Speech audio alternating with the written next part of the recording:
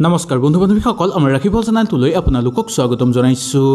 শাওনৰ চতুৰ্থ সোমবাৰে ঘৰলৈ আনক এই এটা বস্তু আপোনালোকৰ ঘৰত ধন সম্পত্তি বৃদ্ধি পাবলৈ ধৰিব। এই চতুৰ্থ সোমবাৰ পৰিছে আগষ্ট মাহৰ 12 তাৰিখ আৰু শাওন মাহৰ 27 তাৰিখে। এই দিনা যদি আপোনালোকে ঘৰলৈ এটা বস্তু আনিব পাৰে তেনেহ'লে আপোনালোকৰ ঘৰত ধন সম্পত্তি বৃদ্ধি পোৱাৰ উপৰিও মহাদেৱ আহি আপোনালোকৰ ঘৰত বাস কৰিবলৈ ধৰিব। আহক তেনেহ'লে কি বস্তু আমি ঘৰলৈ আনিব লাগে সেই বিষয়ে এই ভিডিঅ'টোৰ যোগেদি জানি লওঁ। যদি ভিডিঅ'টো ভাল লাগে লাইক এটা কৰি আমাৰ মনোবল বঢ়াব আৰু আপোনালোকৰ বন্ধুবৰ্গৰ লগত শ্বেয়াৰ কৰি তেওঁলোককো উপকৃত কৰিব। এই শাওন মাহৰ সোমবাৰে আপোনালোকে ঘৰলৈ আনক এই এটা বস্তু ঘৰত টকা বৃদ্ধি পাবলৈ ধৰিব। ইয়াৰ লগতে আমি জানিম যে এই দিনা আমি শিৱলিংগত কি অৰ্পণ কৰিব লাগে। ইয়াৰ ফলত মহাদেৱৰ আশীৰ্বাদ আমি অতি সোনকালে লাভ কৰিব পাৰিম আৰু মহাদেৱ সন্তুষ্ট হৈ পৰিব আমাৰ ওপৰত। মহাদেৱ আহি আমাৰ ঘৰত বাস কৰিবলৈ ধৰিব, যাৰ ফলত আমাৰ ঘৰত সুখ শান্তি বৃদ্ধি পাবলৈ ধৰিব। আমাৰ ঘৰৰ সকলো মানুহৰ জীৱনলৈ নতুন নতুন সুযোগ সুবিধা নামি আহিব আৰু আমি কৰ্মত সফলতা অৰ্জন কৰিব পাৰিম। ইয়াৰ বাহিৰেও কোনো ক্ষেত্ৰত আমাক কোনেও ক্ষতি কৰিব নোৱাৰিব আৰু আমি মহাদেৱৰ পৰম আশীৰ্বাদ লাভ কৰিবলৈ সক্ষম হ'ম। প্ৰথমতে আমি জানি লওঁ আহক এই সোমবাৰে আমি ঘৰলৈ কি বস্তু আনিব লাগিব। এই বস্তু অনাৰ লগতে মহাদেৱ আহি আমাৰ ঘৰত বাস কৰিবলৈ ধৰিব, নাইবা এই বস্তু ঘৰলৈ অনাৰ পিছতেই মহাদেৱ আমাৰ ঘৰলৈ আকৰ্ষিত হৈ পৰিব। ইয়াৰ পিছতেই আমি জানিম যে এই দিনা আমি শিৱস্থানলৈ গৈ কি অৰ্পণ কৰিব লাগিব বা শিৱলিংগত আমি কি অৰ্পণ কৰিব লাগিব। আহক তেনেহ'লে আমি জানি লওঁ। এই শাওনৰ চতুৰ্থ সোমবাৰে যদি আপোনালোকে শিৱস্থানলৈ যায় বা শিৱ মন্দিৰলৈ যায় তেনেহ'লে তাত নিশ্চয় আপোনালোকে পাৰে যদি ত্ৰিশূল দান কৰিব। সৰু ত্ৰিশূল দান কৰিলেও একো ক্ষতি নহয়। যদি পাৰে ডাঙৰ দান কৰিব, নোৱাৰিলে আপোনালোকৰ সাধ্য অনুসৰি সৰু ত্ৰিশূল দান কৰিব। যদি এই সোমবাৰে আপোনালোকে এনেধৰণে কৰে তেনেহ'লে আপোনালোকে বহু ভাল ফল লাভ কৰিব পাৰিব। এনে কাম কৰিলে মহাদেৱ সন্তুষ্ট হৈ পৰিব আপোনালোকৰ ওপৰত আৰু মহাদেৱ আহি আপোনালোকৰ ঘৰত বাস কৰিবলৈ ধৰিব। এইদিনা যেতিয়া আপোনালোকে ত্ৰিশূল কিনিব সেই ত্ৰিশূলৰ কেতিয়াও আপোনালোকে দৰ দাম নকৰিব। দোকানীয়ে যিমান দাম কয় সেই দামতেই কিনি আনি আপোনালোকে কোনো শিৱস্থানত এই ত্ৰিশূল দান কৰিব। ইয়াৰ পিছত ভগৱানক স্মৰণ কৰিব বা মহাদেৱক স্মৰণ কৰিব। ওম নমঃ শিৱায় মন্ত্ৰটো আপোনালোকে জাপ কৰিব পাৰে। এনেকৈ কৰিলে মহাদেৱ সন্তুষ্ট হৈ পৰিব আৰু মহাদেৱৰ পৰম কৃপা পৰিব আপোনাৰ ওপৰতে আৰু আপোনাৰ বাহিৰেও আপোনাৰ ঘৰৰ ওপৰতো পৰিব মহাদেৱৰ পৰম কৃপা, যাৰ ফলত আপোনালোকৰ ঘৰত সুখ শান্তি বৃদ্ধি পাবলৈ ধৰিব। ঘৰত কৰ্মৰ বাট মুকলি হৈ পৰিব আৰু প্ৰচুৰ পৰিমাণে ঘৰত অৰ্থৰ আগমন হ'বলৈ ধৰিব। এই শাওনৰ সোমবাৰে যদি আপোনালোকে ঘৰলৈ মৌৰাৰ পাখি আনিব পাৰে তেনেহ'লে ইয়াক বহু শুভ বুলি মনা গৈছে। মৌৰাৰ পাখি কেৱল ঘৰলৈ শুভ কামতহে অনা হয় বা শুভ দিনতহে ঘৰলৈ মৌৰাৰ পাখি অনা হয়। যি ঘৰত মৌৰাৰ পাখি থাকে সেই ঘৰত কেতিয়াও দুখ দৰিদ্ৰতা নাহে। এনে ঘৰত সদায় মহাদেৱ আৰু ভগৱান শ্ৰীকৃষ্ণৰ পৰম আশীৰ্বাদ দেখিবলৈ পোৱা যায়। যদি এই সোমবাৰে আপোনালোকে ঘৰলৈ মৌৰাৰ পাখি কিনি আনে তেনেহ'লে ইয়াক বহু শুভ বুলি মনা গৈছে। এই মৌৰাৰ পাখি আনি আপোনালোকে কোনো পূজাস্থানত ৰাখিব পাৰে, নাইবা যিকোনো শুভ জাগাত আপোনালোকে ৰাখিব পাৰে, নাইবা আপোনালোকে ঘৰৰ পইচা থোৱাৰ জাগাতো এই মৌৰাৰ পাখি ৰাখিব পাৰে। এনে কৰিলে মহাদেৱ আপোনালোকৰ ঘৰলৈ আকৰ্ষিত হৈ পৰাৰ উপৰিও ভগৱান শ্ৰীকৃষ্ণ আৰু মা লক্ষ্মীও আহি আপোনালোকৰ ঘৰত বাস কৰিবলৈ ধৰিব, যাৰ ফলত আপোনালোকৰ ঘৰত ধন সম্পত্তি বৃদ্ধি পাবলৈ ধৰিব। কোনো লোকে আপোনাক ক্ষতি কৰিব নোৱাৰিব আৰু আপোনালোকৰ ঘৰত কেতিয়াও দৰিদ্ৰতা নহ'ব। শাওনৰ এই চতুৰ্থ সোমবাৰে আপোনালোকে ঘৰলৈ আনক এই এটা বস্তু। ঘৰলৈ নিশ্চয় আপোনালোকে ডমৰু কিনি আনক।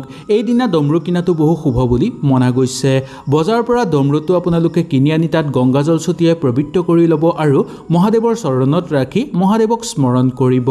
তাৰপিছত সেই ডমৰুটো আপোনালোকে ঘৰলৈ আনি ঘৰৰ শুভ জেগাত ৰাখিব পাৰে, নাইবা ঘৰৰ পূজাস্থানত আপোনালোকে সেই ডমৰুটো ৰাখিব পাৰে। যদি এই সোমবাৰে আপোনালোকে এই কাম কৰে তেনেহ'লে ইয়াৰ ফলত মহাদেৱৰ পৰম কৃপা লাভ কৰিবলৈ সক্ষম হ'ব।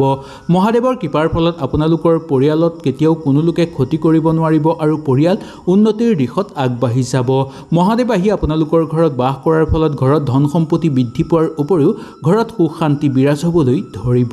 সেইকাৰণে এই চতুৰ্থ সোমবাৰে আপোনালোকে ঘৰলৈ এটা ডমৰু কিনি অনাটো বহু শুভ বুলি মনা গৈছে। যদি আপোনালোকে দান দিব বিচাৰে তেনেহ'লে কোনো শিৱস্থানত আপোনালোকে এটা ডমৰু দান দিব পাৰে। শাওনৰ এই সোমবাৰে ঘৰলৈ ৰুদ্ৰাক্ষ অনাটো বহু শুভ বুলি মনা গৈছে।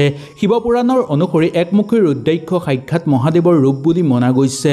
এই ৰুদ্ৰাক্ষ মানুহে শৰীৰত ধাৰণ কৰিলে মনৰ আগ্ৰহ বৃদ্ধি পাবলৈ ধৰে আৰু মনৰ সকলো আশা পূৰ্ণ হৈ পৰে। যদি এই ৰুদ্ৰাক্ষ পূজা কৰি ঘৰত ৰখা যায় তেনেহ'লে আপোনালোকৰ ঘৰৰ আৰ্থিক সমস্যা সমাপ্ত হৈ পৰিব। শিৱপুৰাণৰ অনুসৰি কোৱা হৈছে যে শাওন মাহৰ যিকোনো এটা সোমবাৰে যদি ঘৰলৈ ৰুদ্ৰাক্ষ আনে তেনেহ'লে ইয়াৰ ফলত মহাদেৱ আহি আপোনালোকৰ ঘৰত বাস কৰিবলৈ ধৰিব আৰু মহাদেৱৰ পৰম আশীৰ্বাদ আপোনালোকে লাভ কৰিবলৈ সক্ষম হ'ব। যদি এই ৰুদ্ৰাক্ষ আপোনালোকে ধাৰণ কৰে তেনেহ'লে কোনো বেয়া শক্তিয়ে আপোনালোকক কেতিয়াও ক্ষতি কৰিব নোৱাৰিব, কেতিয়াও আপোনালোকৰ অকাল মৃত্যু নহ'ব আৰু কোনো লোকে আপোনালোকক ঠগ প্ৰবঞ্চনাৰ বলি কৰি তুলিব নোৱাৰিব। শাওন মাহৰ যিকোনো এদিনত আপোনালোকে যদি মহামৃত্যুঞ্জয় যন্ত্ৰ ঘৰলৈ আনিব পাৰে তেনেহ'লে ইয়াক বহু শুভ বুলি মনা গৈছে। আপোনালোকে সোমবাৰে আনিবও পাৰিব বা নাইবা যিকোনো বাৰতো আপোনালোকে আনিব পাৰিব। ইয়াৰ ফলত আপোনালোকৰ বহু শুভ হ'ব। এই মহামৃত্যুঞ্জয় যন্ত্ৰ আনি আপোনালোকে ঘৰত সদায় পূজা কৰিব। ইয়াৰ ফলত ঘৰত সুখ শান্তি বৃদ্ধি পাবলৈ ধৰিব, ঘৰত মহাদেৱ আহি বাস কৰিব। শাস্ত্ৰৰ অনুসৰি মনা গৈছে যে এই মহামৃত্যুঞ্জয় যন্ত্ৰ ঘৰলৈ আনিলে সাক্ষাৎ মা পাৰ্বতী আৰু মহাদেৱ আহি আপোনালোকৰ ঘৰত বাস কৰিব, যাৰ ফলত আপোনালোকৰ ঘৰত থকা সকলো সমস্যা সমাধান হৈ পৰিব, আৰ্থিক উন্নতি হ'বলৈ ধৰিব, বিশেষকৈ নিবনুৱাসকলৰ কৰ্মসংস্থাপন লাভৰ যোগ দেখিবলৈ পোৱা যাব। কেওফালৰ পৰা আপোনালোকৰ ঘৰৰ পৰিৱেশ পবিত্ৰ হৈ পৰিব আৰু আপোনালোকৰ ঘৰত কেতিয়াও বেমাৰ আজাৰ নহ'ব বা খুব কমকৈ বেমাৰ আজাৰ আপোনালোকৰ ঘৰত হ'ব। এতিয়া আমি জানি লওঁ আহক এই সোমবাৰে আপোনালোকে শিৱলিংগত কি বস্তু অৰ্পণ কৰিব। এই বস্তু অৰ্পণ কৰিলে মহাদেৱ সন্তুষ্ট হৈ পৰিব, যাৰ ফলত আপোনালোকৰ সকলো মনৰ আশা পূৰ্ণ হৈ পৰিব আৰু লগতে মহাদেৱ আহি আপোনালোকৰ ঘৰত বাস কৰিবলৈ ধৰিব।